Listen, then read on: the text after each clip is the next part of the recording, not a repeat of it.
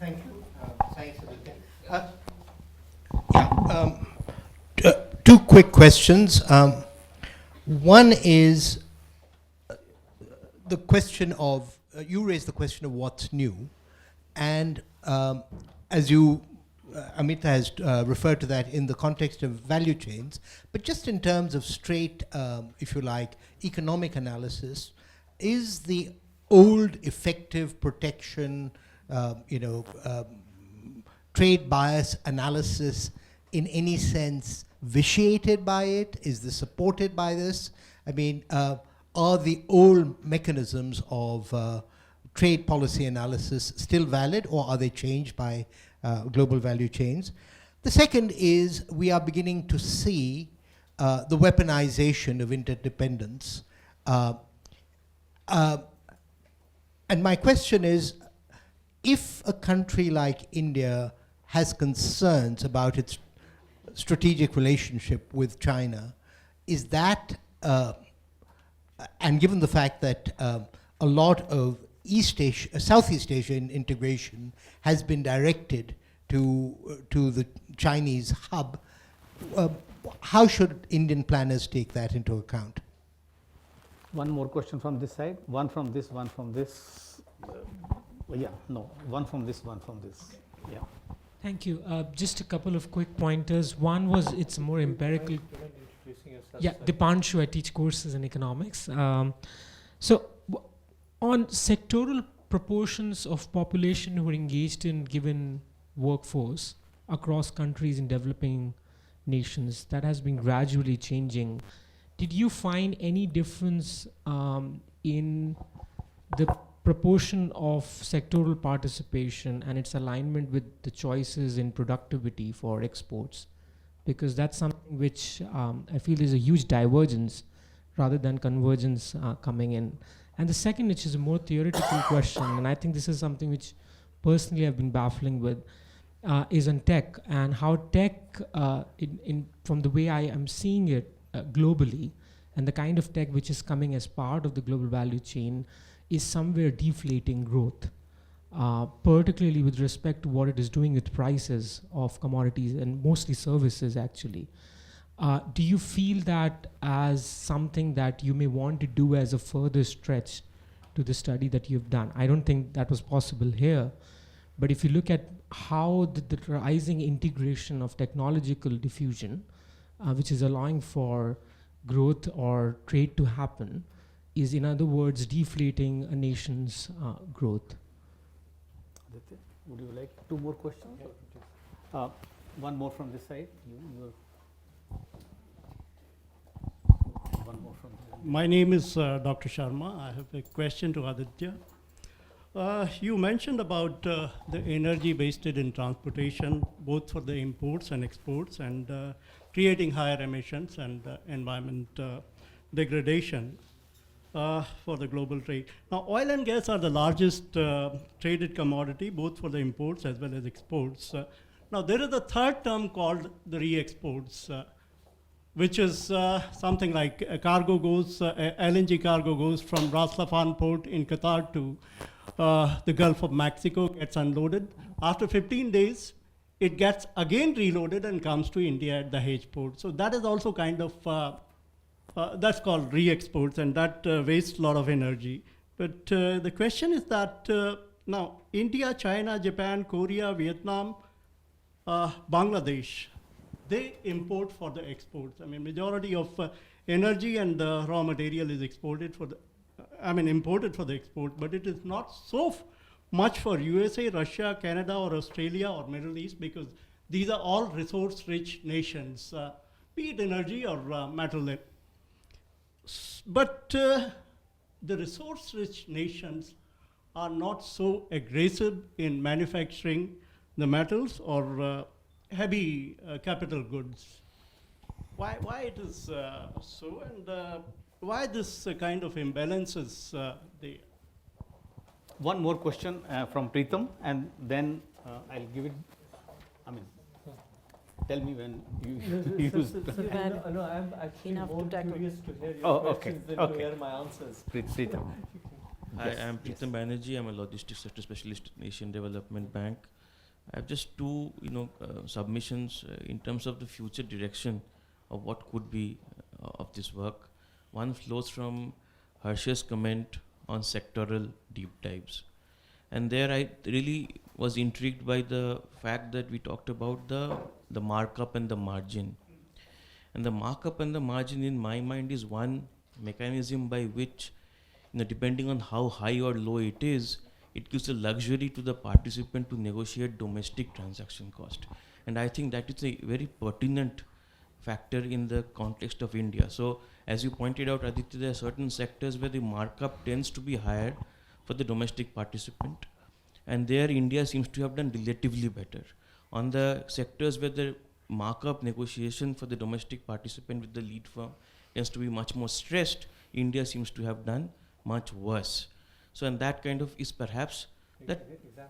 So, for example, in textiles, the participant in RMG, his markup or ability to negotiate a higher markup with the lead firm is much more stressed than, let's say, in the pharmaceutical space or the auto space. And there, perhaps, countries where transaction costs are high domestically, there's a chance of greater failure because you have domestic transaction costs and all the things that Harsh mentioned about just-in-time delivery, logistics of costs, etc., play a very vital role. And kind of taking off from there, the question is again referring back to your slide on the policy elements for the different. I think one fundamental question, especially working in the Indian context, that comes to mind is not just Harsha's point about a policy chain, because India seems to have, if I look especially in areas like logistics, transportation, many of the services sectors, bar a few, pretty decent policies per se.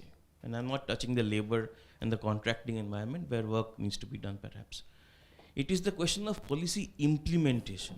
So the policy chain is just not having the right policies and the coordination, but actually the precise problems happens because the implementation is very poor. To just take one example, that's something we discussed, let's say on the container rail front as illustrative example. One is of course this effective monopoly of one player. But the other is also the fact that often rakes don't run on time, right? So there's this whole unpredictability factor. Now rakes not running on time is nothing to do with either the monopoly operator or the policies. It is often boils down to the at the ground managerial accountability of the operator or the at the ground accountability of the person enforcing laws, whether it's environmental laws or labor laws or whatever else it is. And I think that's the huge missing part in our discussion so far, because it requires a great deal of deep dive into these factors. So I'll just end there. Thank you. There is one more hand this side. Okay, I'll give it to you, Swami. Thank you. Please introduce yourself. I'm the Martin van den Berg, ambassador of the Netherlands here.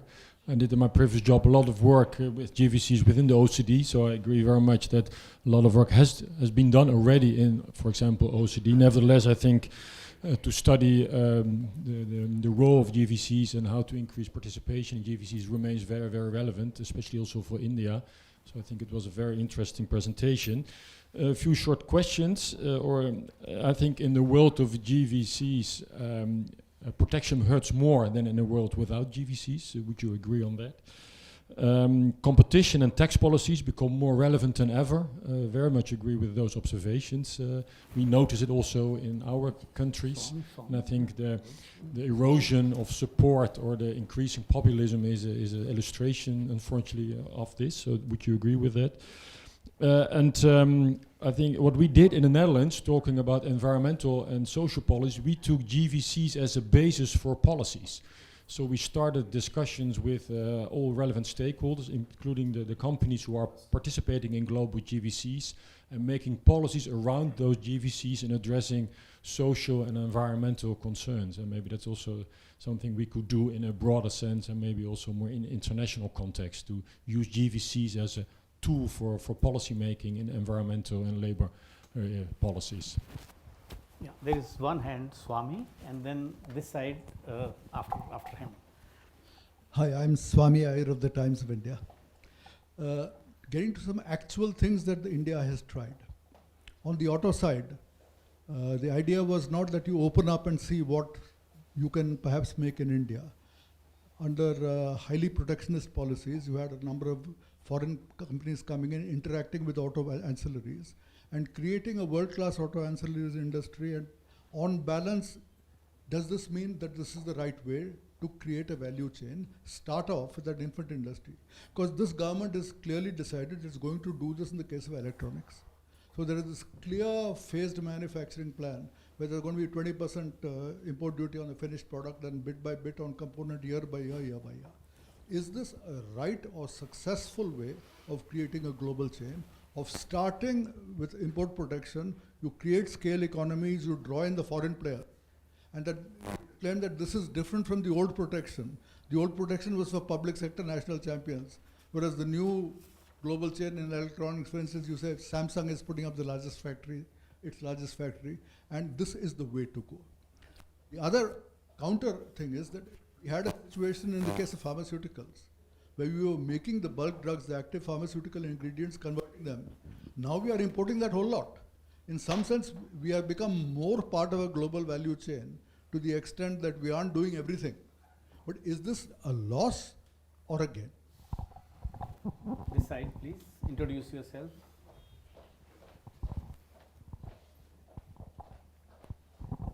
My name is Sagar. I'm partially an entrepreneur and I run a media company. My simple question is this, that the business leaders are short of some, taking decisions, or they are not good in leaderships, because as you rightly talked, India being a consumative market, we are unable to feed the scale of the business to a larger extent than the Chinese, in spite of most of the parameters we are there, and technology and innovations and the study education system is so low at our level that we are, the culprits, or the business leaders are culprit. Leave aside the part of administration and the government, they always in the world are in deep, slumber, or corruptions are there. Everywhere it is the same. So I would like to hear from you whether the businessman is also lagging behind, because I have heard from many quarters that in spite of big scale of market we have, we are unable to get to the scale of the production. Only some companies are in automation. Thank you, sir. Okay, one more from this side and one more from this side, and we stop. Yes. Okay, quick, please. Yeah, hi. This is Bharti from British High Commission. I have two questions pertaining to the aspect of labor in GVCs. The first is regarding the slide that you had shown about the skilled labor and the unskilled labor. Now that is on the assumption that everyone works like an Infosys. You have workers coming in, there are people who are feeding them, transporters, but with automation, remote workers coming in, is that trend sustainable? One. Second question is about labor's share in GVC. Now, essentially, because of automation, the labor share is going to come in, and the competition will be who takes the automation faster, who is the innovator. So, who's going to be winning, and whoever wins and gets the growth numbers, who's going to be enjoying that growth? Of course, the people who pay for that. Now, isn't that going to raise the inequality? So, last one, because I didn't know the hard stop part. So this the yeah, and this tea you'll all miss it because yesterday also we had to close at 5:30. Thank you, Dr. Chadda. Vipul Chatterjee from CUTS. A very quick point. First of all, congratulations, Aditya, for the report and for your presentation. I think you made a number of important points in your presentation in particular, and also demolished a number of myths. I would just raise one of them, that there is in the popular media, we always see that India is not part of GVC, which is not true, as simple as that. We are not only that we are a part of GVC, but also there are various dimensions to it. But besides that, one of the very intriguing points that you have made is that while our endowments, India's endowments are more like China's, whereas our trade behavior is more like Singapore's. So there must be some reasons for that. So what are the possible reasons? Thank you. Thank you for all the questions. And Aaditya, obviously, Too much to take home. But first of all, I'm most grateful to the discussants, to you, Rajesh, to this audience for engaging so thoughtfully. Many of these questions, at least some of you know more than me. So it is a bit, perhaps not entirely appropriate for me to try and answer all these questions, but let me try and say a few things. I think just a quick response. I liked very much Harsha's and then Preetham's emphasis that it's not just about policies, it's about implementation. Let me make one observation. We have lots of ways of measuring explicit policies, whether it's tariffs or restrictions in services. And the bank has now the doing business, which measures how many days it takes to get a license and the cost of it. I think between these two falls the shadow, and that shadow is of regulatory discretion. And we don't have a good grip on it. When you think of different parts of the world, the license is still a key part of whether it's services or a range of activities. Even the trucking story, as Preetham, you've told me, is now subject to a new license Raj, which really increases the cost of shipping domestically through a range of inspections. So I completely recognize that focusing only on policy misses the picture, and especially when you think of global value chains, you need to think, as Harsh emphasized, holistically. We are thinking of that whole chain, I can say, from importing. And here I think, Amita, you really provide evidence for what I was saying, that India is underperforming both in terms of its engagement regionally, globally, and in terms of its participation. And you also provided nice examples of how we are shooting ourselves in the foot by increasing the effect costs of inputs. So coming to Suman's point, and if you will forgive me, I'll do a stream of consciousness rather than a systematic response to all this, and if there's time, I'm happy to talk to you bilaterally. The effective rate of protection idea was to compare, using input-output coefficients, the tariff on the final good and the tariff on intermediate goods. Rajesh's seminal work with CGE models has taken that to a new sophisticated level. Here the point is not just to look at how much protection you're offering at a particular stage, but what you're doing in effect to inhibit your participation at any stage by taxing your inputs. And the transactions cost, so even if you have a duty drawback scheme, it might seem as if you are being liberated for imported inputs, but the transactions costs, and I think that some of the stories I've heard about the implementation of the goods and services tax, which is a remarkable thing, are increasing the transactions costs or the costs in terms of financial costs of participating in global value chains. But I'd be happy to talk to you more. I think, the points that Amit has been making, that I think in a way all serious analysis is economic history, because if you want to provide evidence, you have to look at the data. And I think it's simply striking that even though there was a lot of work in this area, there was not a single convincing paper which demonstrated that there is actually a clear productivity gain associated with global value chains. The effects of new innovation and new technologies and what they mean, there was nothing at all. So I'm a great admirer of the research and the important work that other institutions like the UNCTAD and OECD have done. But what made this report really hard and different is because of the quality of evidence that we were able to gather, both firm level and country level, to look closely at not overselling this. And that's where I think, for example, Somi's question it's not a fair question, because I asked you that question. That, I would like to say, the old problem with economics is that there is a powerful case in principle for infant industry protection, where there's scope for dynamic economies of scale and other market failures, like financial market failures. But in practice, it has generally been a disaster, except in Southeast Asia, in China. So somehow the conventional wisdom is that your ability to create export processing zones is either you're Chinese or you employ Chinese people to run these zones in Mauritius. That somehow it seems to be conditional on a certain institutional strength. Now, I do think the automotive sector deserves more study, because it is a sector which benefited from protection and India has successfully integrated. Now, Why there and nowhere else? And here, but it's also true that China is unusual, and Vietnam is unusual, and Eastern Europe are unusual, because those are all countries in a way which did have domestic capacity, but more in terms of skills. Over the course of, for example, a period of socialism, you had much more egalitarian access to skills. And I'm mixing up this with the question that you asked from the British High Commission, that what next in this world of technology? I think the only no-brainer is that equipping people with skills is a key resource. And in the electronic industry, when you compare Cambodia with Vietnam, or even Mexico, that's another weakness of the report, that Mexico is a poster child of participation in global value chains, but when you look at its participation and results, they're quite limited and weak.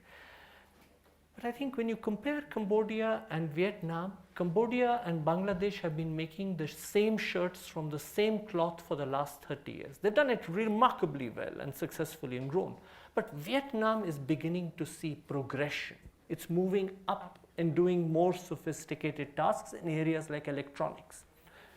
It's not doing that on the back of infant industry protection. It's doing it on the back of complete openness. Samsung has made Vietnam the second biggest exporter of wireless mobile phones in the world, on the strength of openness to importing imported components which they can't make and don't pretend to make, and foreign direct investment, which is then creating remarkable improvements. They're training people and linking domestic firms to those global value chains. And you see, again, Eastern Europe is a striking example. I was speaking to somebody, India buys tanks still from Russia, and I was saying this is a puzzle. This is the kind of thing that Swami will write an insightful thing. They can't compete in making shoes. Russia can't compete in making anything, but it's still making tanks and guns which everybody wants to buy. Now, is this a political thing? But in the Czech Republic, those same factories which are part of the Eastern European tank value chain are today part of the German car value chain. And they are remarkable participants, again, thanks to openness and skills. So if you ask me, people ask, what would you recommend? I think that skill question is really going to be profoundly important. And there, when you think, again, this is one thing that struck me, which are the poster childs of progressive participation in value chains? China, Vietnam, and Eastern Europe. And what do they have in common? Egalitarian access to skills and health, and also to certain basic and endowments. So in a way, Marx has been turned on its head. He said that capitalism will lead to socialism. It turned out that socialism was the best preparation for capitalism. So coming back to some of the other very nice questions which I cannot hope to answer because I get distracted, about RCEP. I don't really have a position. I don't know what is in RCEP.